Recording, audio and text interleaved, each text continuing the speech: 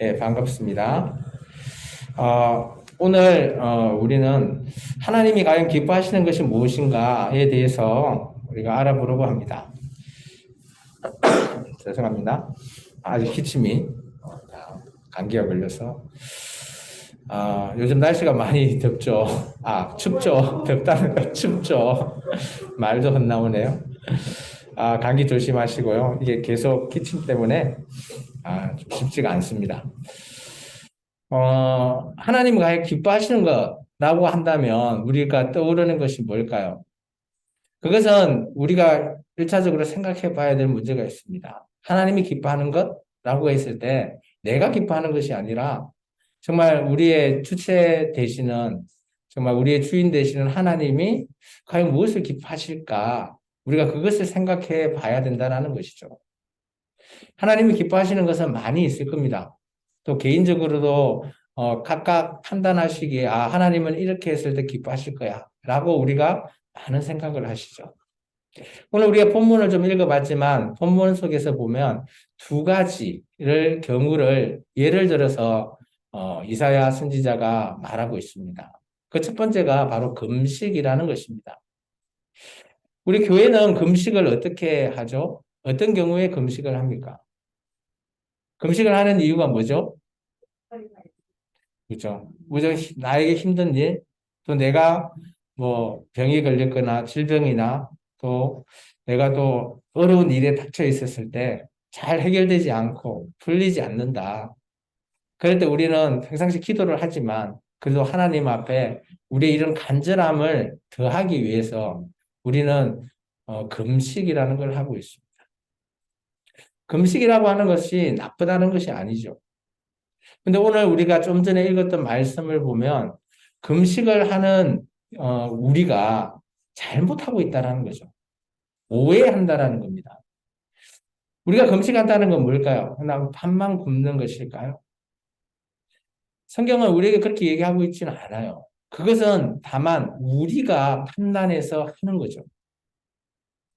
오늘 보시면 우리 1절에서 5절까지 읽었는데 1절에서 5절의 내용을 자세히 살펴보면 금식을 하기 위해서 이 금식이 내가 정말 하나님이 기뻐하는 그런 금식이 아니라 혹여나 남이 내가 금식한다 선포했을 때 나를 바라보는 시선, 그런 자들을 위해서 내가 형식적이고 거칠애적인 그런 금식을 한다라는 겁니다.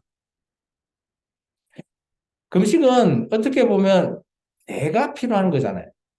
하나님께 부탁하는 자신이 금식을 통해서 해결하고자 하는 그런 간절함 때문에 하는 겁니다.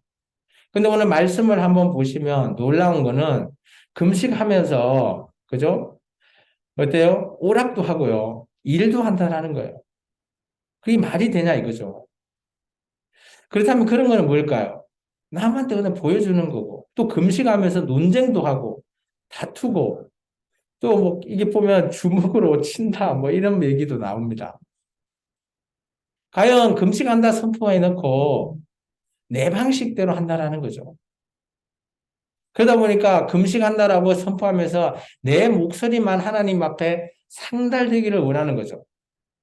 그 사람이 하는 마음, 금식을 왜 해야 되는지 그런 취지나 의미가 거의 무색해 하는 그런 금식을 한다라는 겁니다. 그러면서 금식한다고 해서 남한테 보이기 위해서 자기 자신만 괴롭히는 거죠. 배를 쫄쫄 굶어가지고 배고파가지고 꼬락 소리 내면서 본인만 힘들고 어렵게 그렇게 하면서 외형적인 모습은 금식의 모습이죠. 그런데 실제 그 사람 마음 안에 하나님이 기뻐하는 과연 금식일까 생각을 해보자라고 말씀하고 있습니다. 저도 이제 목회자가 되기 전에 기도원 사역을 하면서 금식을 저도 많이 했었어요. 물론 뭐 길게 40일 금식 이런 걸 하지 않았지만 짧은 3일 금식을 뭐 거의 한 달에 한 번씩 계속해서 한 적이 있습니다. 지금 곰곰이 생각해 보면 그때 저에게 바라고 제가 원하는 그런 기도의 제목이 있었거든요. 그런 제목을 빨리 응답받기 위해서 평상시 기도를 열심히 하는데도 안 되니까 좀 빨리 어떻게 하면 오늘 뒤에 우리가 말씀을 읽어보면 금식을 하면 이런 효과, 반응이 있다. 그런 걸 우리가 말씀을 통해 알았기 때문에 금식을 하는 거죠. 아무리 해도 잘 안 되는 거죠. 안 되는 건 안 될 수 있습니다. 근데 그렇게 해서 될 수도 있죠. 하나님이 원하시면. 근데 우리가 금식을 하는 우리 입장에서 금식을 바라볼 때 오해의 측면이 많다라는 거죠. 오늘 이 58장 1절에서 5절의 말씀은 대상이 있습니다. 58장 1절에 보면 야곱의 집이라고 표현되어 있죠. 그렇다면 이것은 1차적으로 이렇게 하고 있는 자들이 누군가 하면 하나님의 백성인 이스라엘 민족들이 이렇게 하고 있는 거예요. 평상시 모습이. 그리고 지금 시기적으로 바벨론 포로를 한 70년 동안 생활하다 보니까 그들 안에는 거의 무감각적인 하나님은 이러시면 기뻐하실 거야. 이런 금식이 하나님께서 원하실 거야. 라고 오해하였다라는 겁니다. 그래서 하나님께서는 오해하지 말라. 라고 하면서 하나님이 기뻐하는 금식이라고 우리는 보통 읽는데 하나님은 우리에게 금식하라고 말씀하지 않으셨어요. 6절에 보면 내가 기뻐하는 금식은 이렇게 표현을 하고 있으니 하나님도 이렇게 하면 하나님이 기뻐하시겠구나 라고 우리가 오해하는 겁니다. 하나님은 절대 우리에게 금식하라 명령하시지 않았어요. 구약 성경 어디든지 찾아봐도 십계명 안에 금식하라라고 우리에게 명령하신 적이 있으신가요? 없습니다. 근데 이것은 뭔가 하면 하나님께서 너희가 잘못하고 있으니까 그래도 하나님이 원하는 뜻이 무엇인지를 하나님께서 가르쳐 주신다라고 생각하고 이 말씀을 읽으셔야 돼요. 그러면 애당초 우리가 하나님이 기뻐한다라고 하면서 우리가 잘못하고 있는 것 그대로 한다면 그건 아무 소용이 없는 거죠. 오늘 그러면 우리가 한번 읽어볼까요? 하나님이 기뻐하는 금식이 뭐냐? 라는 것에 대해서 우리 6절에서부터 12절까지 말씀을 같이 한번 한 목소리를 읽겠습니다. 내가 기뻐하는 금식은 흉악의 결박을 풀어주며 멍에의 줄을 끊어주며 압제당하는 자를 자유하게 하며 모든 명령을 또 줄인 자에게 내 양식을 나눠주며 유리하는 빈민집에 들으며 헐벗은 자를 보며 입히고 또 내 권력을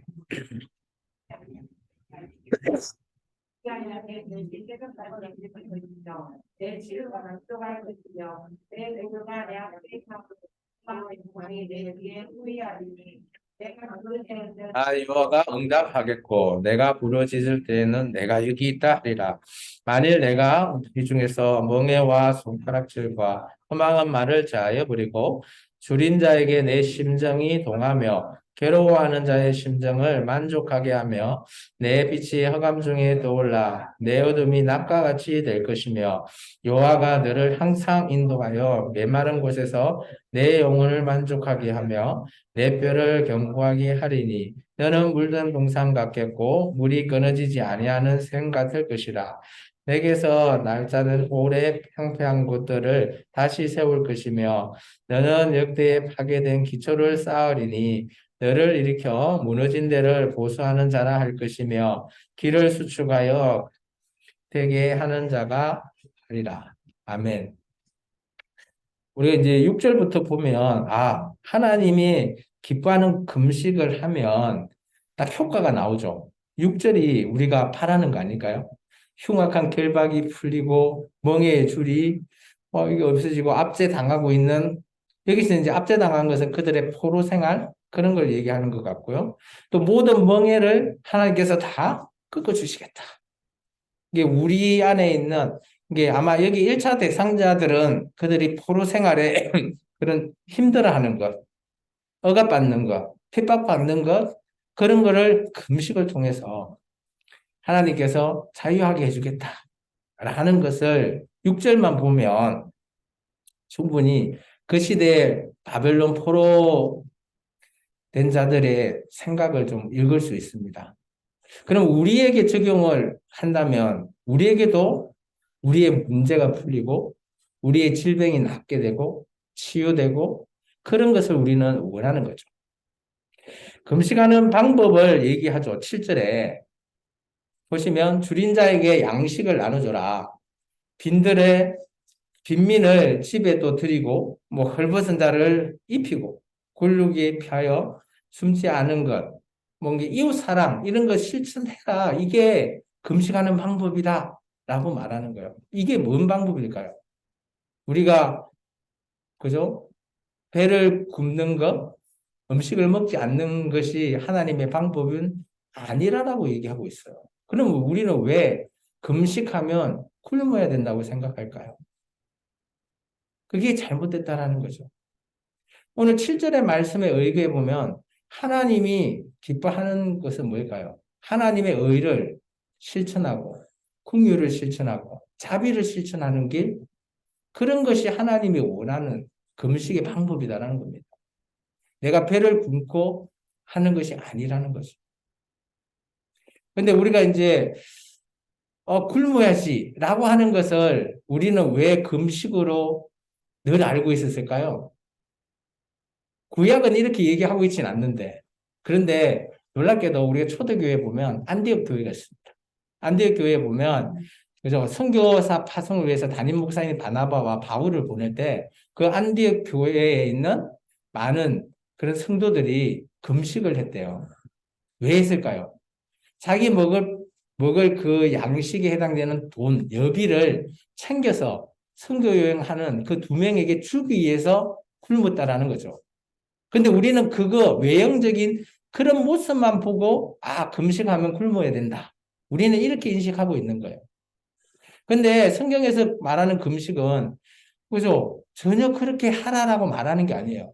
근데 그러면 안디옥 교회에서 왜 굶었죠? 그들에게 풍족한 요즘 같은 선교 헌금이나 이런 것들이 내놓을 수가 없으니까 그래도 내 한번 먹는 먹거리 그 비용을 그들에게 줘서 선교하는 그런 취지, 의미를 그게 금식에 부여한 겁니다. 안디옥 교회는. 근데 오늘날 우리는 그 금식에 대해서 오해했다라는 거죠. 그런 의미를 받아들여야 되는데 그게 아니라 외형적인 굶는 것 이렇게 우리가 인식을 하고 있다라는 거죠. 하나님께서는 금식하면 뭐 우리가 원하는 그죠? 우리가 원하는 결과를 얘기해 주시죠. 8절에서 9절의 말씀입니다. 자세히 보면 첫 번째 우리가 원하는 거죠. 그죠? 빛이 새벽같이 비춰지고 치유가 급속할 거고 공의가 하나님 앞에 행해지고 여호와의 영광이 내 뒤에 호위하고 하나님이 부를 때 응답하고 우리가 부르짖을 때 하나님이 그래 나 여기 있다 라고 하신다라는 거예요. 우리가 원하는 거 아니에요? 저는 아마 이 8절과 9절 때문에 우리가 금식하지 않나 라고 저는 생각되어서요. 저도 옛날에 그렇게 기도 사역을 할 때 저도 이걸 바라보고 이 결과만 보고 저도 금식했었으니까요.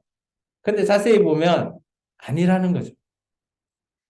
이게 하나님은 애당초 금식하는 거 원치 않은 거예요. 너의 평상시 모습이 의롭고 긍휼을 베풀고 자비를 베푸는 그런 일을 하면 그 자체가 이런 결과를 네가 받는다라는 거예요.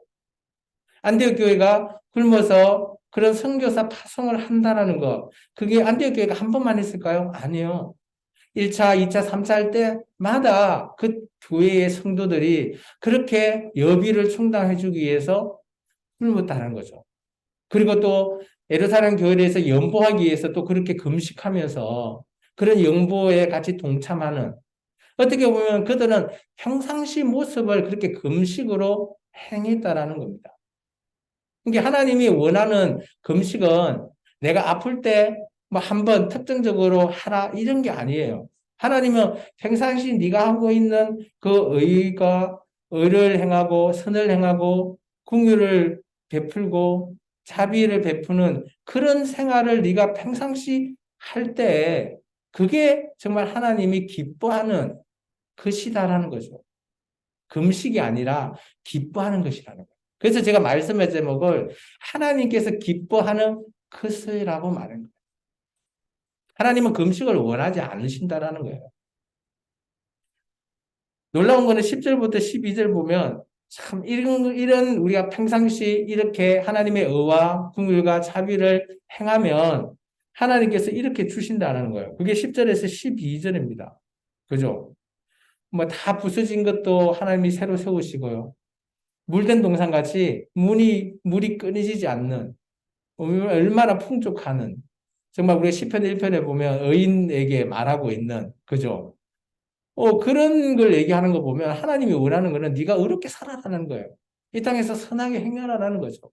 그러면 내가 정말 끊이지 않고 이렇게 해 주시겠다라고 말씀하시는 거예요. 그래서 우리는 금식에 대해서 조금 오해하는 모습을 조금 삼가했으면 좋을 것 같습니다. 그리고 평상시 우리가 늘 하고자 하는 우리의 평상시 모습에서 하나님께서 그래, 내가 너를 내 백성이라 하겠다. 라고 하는 그런 일을 한다는 것, 그것이 더 중요하고 그것이 어떻게 보면 금식이지 않냐라고 저는 보여집니다. 이런 하나님의 백성은 늘 자기가 힘들 때만 이렇게 금식을 한 거죠. 근데 하나님이 계속 보시기에 이스라엘 민족이 그죠? 멸망당하고 현재 바벨론 포로에 잡혀와 있죠. 그런 이스라엘 백성에게 하나님께서 그래도 좀 뜻하시는 바가 있죠. 이제 내가 너와 함께 다시 저 가나안 땅 예루살렘에서 다시 함께 하고 싶다라는 그런 메시지를 이사야 선지자에게 전합니다. 그 전할 때 이스라엘 백성에게 그죠? 어떻게 보면 너희가 이리이리 잘못했어. 과거에. 그렇지만 네가 그 잘못을 회개하면 내가 다시 너에게 기회를 주겠다라고 하는 말씀이 59장 말씀입니다. 우리 59장 1절에서부터 우리 8절까지 말씀을 먼저 한번 읽어보겠습니다. 같이 읽겠습니다. 여호와의 손이 짧아 구원하지 죄송합니다. 제가 13절부터 14절을 안 했네요. 58장. 두 번째, 하나님이 기뻐하시는 건 안식일이거든요. 그거 먼저 하고 하겠습니다. 13절, 14절 먼저 읽겠습니다. 만일 안식일에 내 발을 금하여 내 성일에 오락을 행하지 아니하고 안식일을 일으켜 즐거운 날이라. 여호와의 성일을 존귀한 날이라 하여 이를 존귀하게 여기고 내 길로 행하지 아니하며 내 오락을 구하지 아니하며 사사로운 말을 하지 아니하면 내가 여호와 안에서 즐거움을 얻을 것이라. 내가 너를 땅의 높은 곳에 올리고 내 조상 야곱의 기업으로 기르리라. 여호와의 입의 말씀이니라.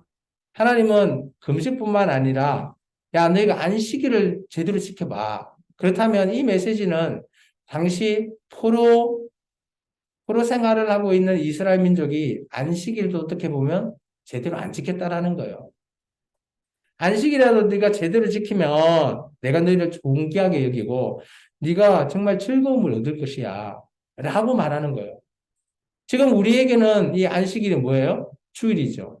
그럼 하나님 앞에 네가 그래도 일주일에 한 번 하나님 앞에 나와서 예배라도 제대로 드려봐. 그러면 내가 네와 함께하고 너를 존귀하게 여기게 할 거야 라는 거와 마찬가지 아닌가요? 이게 하나님이 기뻐하는 거는 그죠? 큰 거, 웅장한 게 아니에요. 우리의 정체성을 드러낼 수 있는 그 하나 작은 거라도 제대로 한번 지켜봐라는 거예요. 쉽게 말하면 오늘 교회가 공예배가 어떻게 보면 요즘 코로나 이후로 대면하는 예배를 드리지만 좀처럼 나와서 대면하려고 하지 않잖아요. 그럼 네가 나와서 예배를 이렇게 드린다면 내가 너와 함께 할 것이다라는 것을 하나님께서 확정하시고 계시잖아요. 그게 내가 기뻐하는 거라는 거예요. 이게 하나님은 우리 평상시 모습, 내 생각과 내 마음이 내가 어디에 두고 있냐, 이게 더 중요하다는 거죠. 우리의 마음과 생각이 세상에 두는 게 아니라 하나님 앞에 두라는 거죠. 물론 뭐 일 때문에 예배를 잘 드릴 수도 없지만 그래도 한 달에 한 번 내가 드릴 수 있는 날에 나와서 이렇게 드린다면 하나님께서 함께 하시겠다라는 거고 기뻐하는 게 그게 기뻐하는 것이야 내가 라는 것으로 말하고 계시는 거예요. 그래서 저는 이렇게 생각합니다. 우리의 평상시 삶 매일매일 삶 자리에서 내가 뭐 이렇게 우리가 생명나무 교회에 주일마다 나와서 예배를 드리는 거 물론 중요합니다. 그렇지만 우리가 평상시 삶에 바울은 이렇게 얘기하고 있어요. 우리의 삶의 자리에서 드려지는 산제사, 그 삶을 드려라는 거예요. 그게 하나님이 기뻐하는 예배다라는 거죠. 그러면 우리가 매일매일 살아갈 때, 세상 속에서 살아갈 때 내 정체성을 드러내고 하나님만 생각하고 하나님을 의지하면서 살아가는 것, 그것이 하나님이 기뻐하는 것이라고 저는 정의 내릴 수 있다라고 봅니다. 우리가 제가 좀 전에 얘기했던 59장 다시 1절에서 9절, 8절까지 먼저 읽어보겠습니다. 여호와의 손이 짧아 구원하지 못하심이 아니요 귀가 둔하여 듣지 못하심이 아니라 오직 너희의 죄악이 너희와 너희 하나님 사이를 갈라놓았고 너희 죄가 그의 얼굴을 가리어서 너희에게 듣지 않으시게 함이니라. 이는 너희 손이 피해 너희 손가락이 죄악에 더럽혀졌으며 너희 입술은 거짓을 말하며 너희 혀는 악독을 내밀어 공의대로 소송하는 자도 없고 진실하게 판결하는 자도 없으며 허망한 것을 의뢰하며 거짓을 말하며 악행을 잉태하여 죄악을 낳으며 독사의 알을 품으며 거미줄을 짜나니 그 알을 먹는 자는 죽을 것이요 그 알이 밟힌즉 터져서 독사가 나올 것이니라. 그 짠 것으로 옷을 이룰 수 없을 것이요 그 행위로는 자기를 가릴 수 없을 것이며 그 행위는 죄악의 행위라.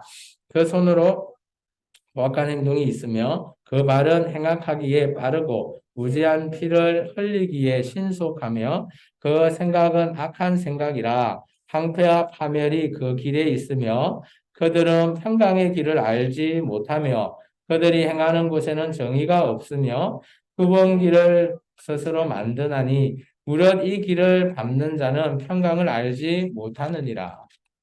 하나님께서 얘기합니다. 내가 뭐 손이 짧아서 너 그거 못할 것 같아? 내가 키가 둔해서 네 기도하는 것 안 듣는 것 같아?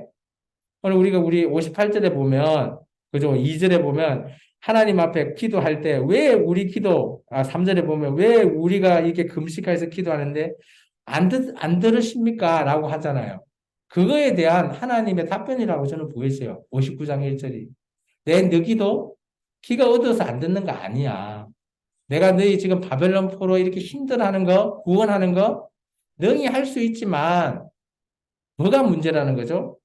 저는 2절을 줄을 끊으면 좋겠어요. 2절에 보면 너희의 죄악이 하나님 사이를 갈라놓았다. 이것이 하나님의 진정한 뜻이라는 거죠.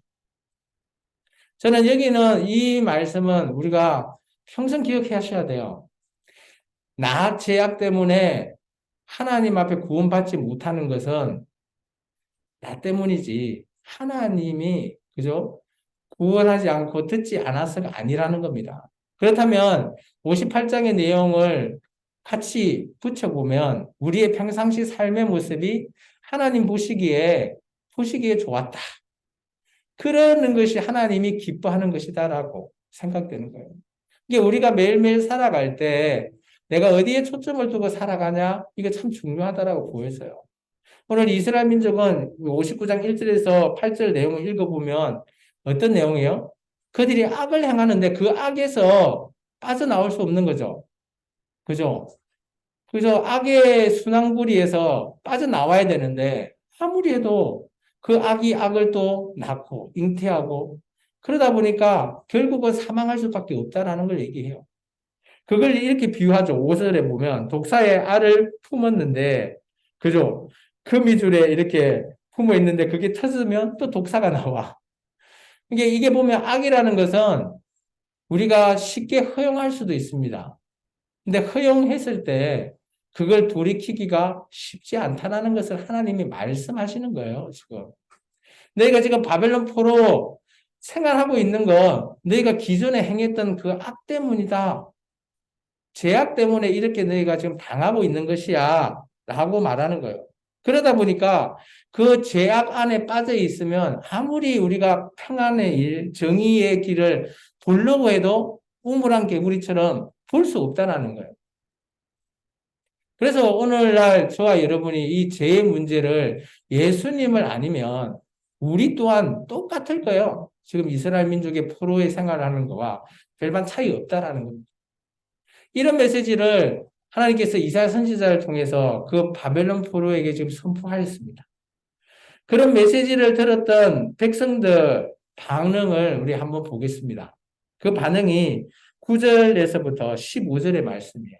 그런 말씀을 들었을 때 그 하나님의 백성의 반응이 어땠을까? 같이 한번 읽어보겠습니다. 그러므로 정의가 우리에게서 멀고 공의가 우리에게서 비치지 못한즉 우리가 빛을 바라나 어두운 뿐이요 밝은 것을 바라나 캄캄한 가운데 행함으로 우리가 맹인같이 담을 더듬으며 눈 없는 자같이 두루 더듬으며 낮에도 황혼대같이 넘어지니 우리는 강장한 자 중에서 죽은 자 같은지라.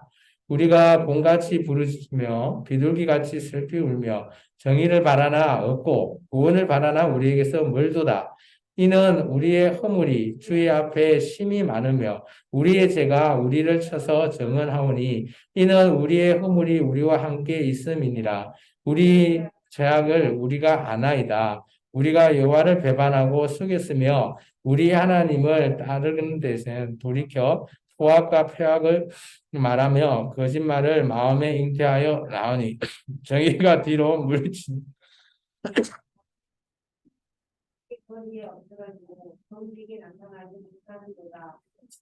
없어짐으로 악을 떠나는 자가 탈취를 당하는도다. 여기까지요. 15절까지요. 네, 15절 앞에까지만 읽겠습니다. 이스라엘 민족이 이 얘기를 듣고 어떤 반응을 일으키죠? 저는 12절이라고 봅니다. 줄을 좀 끊어야 될 부분이 있죠. 우리의 죄악을 우리가 안다. 우리가 죄를 행하고 있는 걸 우리가 안다면 돌이킬 수 있다는 거예요. 그런데 잘 생각해 보십시오. 주위에 이게 악인데 내가 하고 있는 악이라고 생각하지 않는 사람이 있어요. 그게 당연하다고 생각하면서 악을 행하는 자들이 있죠. 그런 자들은 결코 악에서 돌이킬 수 없다라는 거예요. 저는 이 이스라엘 민족이 자신들이 죄로 말미암아 했다라고 증언했다잖아요. 12절에. 그러면서 그들이 고백한 말이 우리의 죄악을 우리가 알고 있다. 이게 어떻게 보면 죄에서 돌이킬 수 있는 유일한 기회이지 않나라고 보이십니다. 우리가 예수 그리스도를 만나고 예수님을 통해서 영접할 때 우리가 가장 먼저 시인하고 인정하는 게 뭘까요? 내 죄를 내가 아는 거예요. 그로 말미암아 예수님을 영접하는 거잖아요. 그것이 되지 않으면 우리가 예수님을 제대로 영접했다 말할 수 없는 거예요. 내가 이 땅에서 나는 죄진 적 없어요 라고 한다면 예수님을 영접할 이유가 없죠. 그런데 그 사람은 자기가 죄진이 아니라고 생각하기 때문에 자기의 죄를 자기가 모르기 때문에 예수님을 만날 기회를 거부하는 거나 마찬가지라는 거예요. 그래서 우리가 전도를 왜 하죠? 예수님을 만날 수 있는 기회를 우리가 제공해 주는 거잖아요. 우리가 아는 지인이 너도 그래 예수님을 좀 만나서 네 죄악에서 좀 돌이켜라. 하나님을 제발 좀 만나봐라. 라고 우리가 정말 애정의 관계로 전도하는 거 아닌가요? 그래서 정말 중요한 거는 우리가 우리의 죄를 안다라는 것 중요하다고 여기십니다. 그래야지 하나님 앞에 만날 수 있는 기회가 제공된다라고 저는 보여집니다. 그렇게 하면 하나님께서 우리 15절 하반절부터 21절까지 하나님께서 네가 그렇게 돌이키면 내가 너를 이렇게 해줄게 라고 하는 말씀입니다. 한번 읽어볼까요? 여호와께서 이를 살피시고 그 정의가 없는 것을 기뻐하지 아니하시고 사람이 없음을 보시며 중재자가 없음이 이상히 여기셨으므로 자기의 팔로 스스로 구원을 베푸시며 자기의 공의를 스스로 의지하사 공의를 갑옷으로 삼으시며 구원을 자기의 머리에 써서 투구로 삼으시며 보복을 속옷으로 삼으시며 열심을 입어 겉옷으로 삼으시고 그들의 행위대로 갚으시되 그 원수에게서 원하시며 그 원수에게 보응하시며 섬들에게 보복하실 것이라. 서쪽에서 여호와의 이름을 두려워하겠고 해돋는 쪽에서 그의 영광을 두려워할 것은 여호와께서 그 기운을 몰려 급히 흐르는 강물이 같이 오실 것이미로다. 여호와의 말씀이니라.